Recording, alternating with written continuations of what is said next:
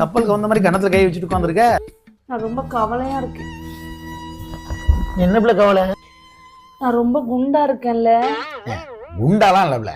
சத்தியம் பண்ணி சொல்லு. சத்தியம் பண்ணுமா? சத்தியம் பண்ணா உண்மையெல்லாம் சொல்லணும்.